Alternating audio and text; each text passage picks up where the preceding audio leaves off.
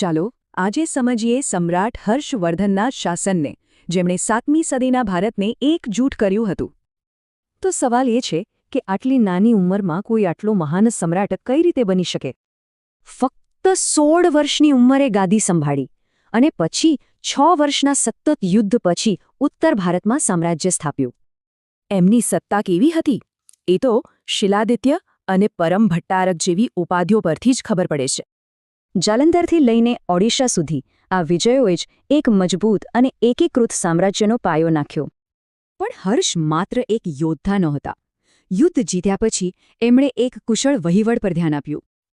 આ ચાર્ટ જુઓ, એમના શાસનની વ્યવસ્થા કેટલી સરસ રીતે ગોઠવાયેલી હતી, છેક સામ્રાજ્યથી ગામડા સુધી. એટલે કે સામ્રાજ્ય પછી પ્રાંત, જિલ્લો અને છેલ્લે ગામ, બધું જ એકદમ વ્યવસ્થિત હતું. યુદ્ધ મંત્રીથી લઈને રાજદૂત સુધીના આ પદો બતાવે છે કે એમનું શાસનતંત્ર કેટલું સંગઠિત હતું. અને એવું નહીં કે બસ રાજધાનીમાં બેસીને રાજ કરતા, એ તો જાતે ફરીને વહીવટ પર નજર રાખતા.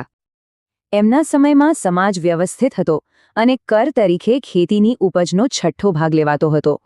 શાસન સિવાય પણ હર્ષની એક બીજી ઓળખ હતી. એ હતા જ્ઞાન અને સંસ્કૃતિના મોટા સંરક્ષક. વિશ્વાસ નહીં આવે, પણ નાલંદા વિદ્યાપીઠમાં તે સમયે 10,000 વિદ્યાર્થીઓ અભ્યાસ કરતા હતા. હર્ષના સમર્થનથી નાલંદા વિદ્યાપીઠ શિક્ષણનું એક વૈશ્વિક કેન્દ્ર બની ગયું હતું. એક મહાન સમ્રાટ હોવા સાથે તેઓ પ્રિયદર્શિકા અને રત્નાવલી જેવા નાટકોના રચયિતા પણ હતા. આ બધી માહિતીનો મુખ્ય સ્ત્રોત છે ચીની મુસાફર યુએન સાંગ, જેમણે બધું નજરે જોયું હતું. પહેલા શિવભક્ત હતા, પછી બૌદ્ધ ધર્મના સમર્થક બન્યા, પણ શાસક તરીકે બધા ધર્મોને સન્માન આપ્યું. આમ કુલ 41 વર્ષના પ્રભાવશાળી શાસનનો અંત આવ્યો, પણ એમની વિરાસત આજે પણ જીવંત છે.